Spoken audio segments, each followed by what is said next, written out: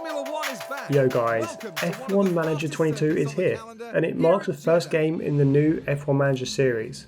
This game is a huge jump away from the seat of the pants action that is found in F1 22, and it brings a completely different set of skill requirements to really master it. But that said, this is the first time most of us have played an F1 Manager game, so we're all learning from the same point. And we've been playing the game for a little while now, allowing us to try out the different mechanics in-game, including car setups. Car setups in F1 Manager 22 work pretty differently to how they do in F1 22, but they're still a very important aspect to get right when trying to maximise your driver's speed and strategy. In this video, I'm going to run through how car setups work in F1 Manager 22, and I'll also show you how to maximise your setup and create the best setups for your drivers every race weekend. Car setups in F1 Manager 22 take a completely different approach to F1 22. You have much fewer options to tweak in F1 Manager, and each setup is really individualised to each team and driver. You certainly won't be able to download a fast car setup, bolt it onto either of your cars and away you go. Instead, you have to work to fine-tune your car setup for each driver across all 3 practice sessions. In F1 Manager 22, there are 5 individual aspects that you can change. These are your front wing angle, your rear wing angle, your anti-roll distribution, your tyre camber and your toe out. Each of these car setup options affects different areas of your driver's setup confidence. Each driver has a setup confidence every weekend, and this is their confidence in the car. If the confidence is high, they'll receive attribute boosts heading into qualifying and the race. This means that the main goal with the car setups in F1 Manager 22 is to increase your setup confidence for both drivers. And there are 5 main areas that make up your driver confidence. They are oversteering, braking stability, cornering, traction, and straights. Now, your setup confidence is directly affected by the car setup choices that you make. You can adjust certain parts of the car setup, and this will adjust your confidence on the right hand side of the screen. The best way to increase confidence is to keep the white bar within the blue range. As you adjust each setup option, you'll notice the white bars on the right of the screen move, and each individual setup change can affect multiple parts of your driver's confidence. When you start the race weekend, the blue bars will be pretty large, giving you a large setup window. As your driver puts in laps on track throughout the practice sessions, these bars will decrease. This points you towards the perfect car setup. Now, even though car setups are much more individual in F1 Manager 22, there are still some ways you can optimise the process, so I'm going to run through how I create the perfect F1 Manager 22 car setup. When you first jump into a practice session, you'll see that on the setup screen, the range of blue bars, and these indicate the optimal setup range. At the start of practice 1, the white bar, indicating your driver's current confidence, will be slap bang in the middle.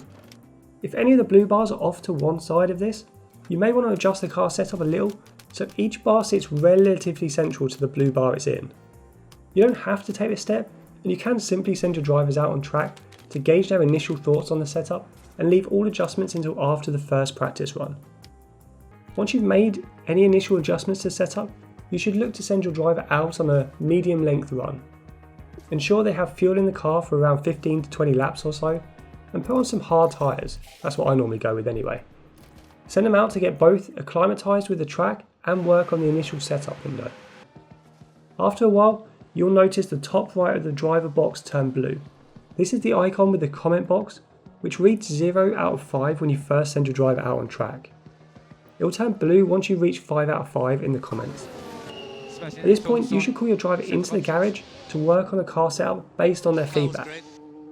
And if you get to 3 out of 5 or 4 out of 5 and a safety car comes out, you can call your driver in then. It's just their feedback and the range that the blue bar decreases won't be as high as if you got 5 out of 5. When your driver is in the garage, click on the reconfigure button and this will take you back into the car setup screen to allow you to make some changes. You'll see that the blue bars will shrink, indicating that you're getting closer to the ideal car setup. The range is essentially getting smaller, which is good. You'll see that next to the blue bars are some driver comments.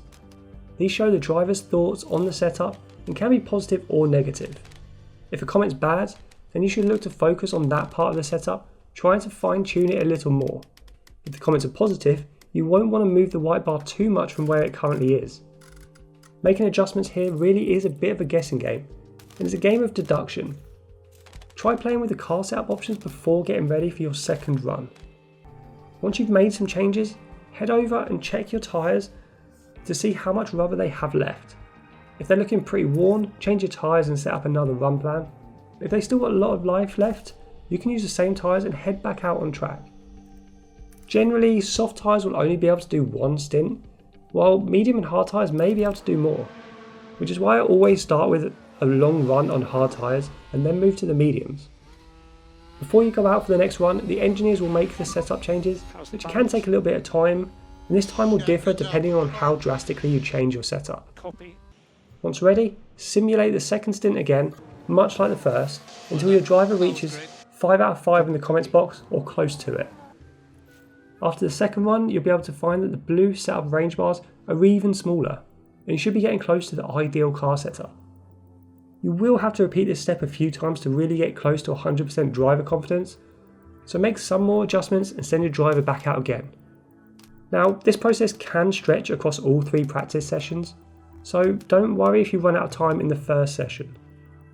By repeating this step multiple times, you'll get very close to 100%, and when you do, you can then call it and say this is the setup we're going to run with.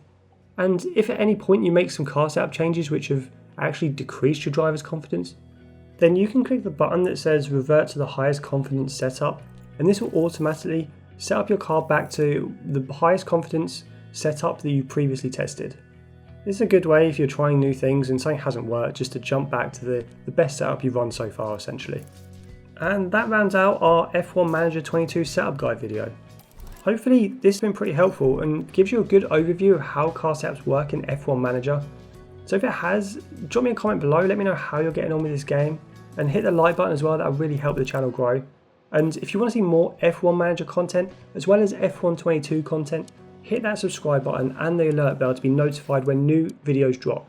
I'll be releasing new F1 Manager and F1 22 content daily, including wet setup videos for wet F1 22 and more how-to guides for F1 Manager 22.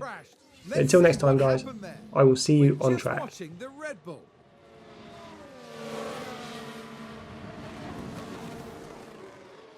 That's the contact there. Oh, there's chaos on the track.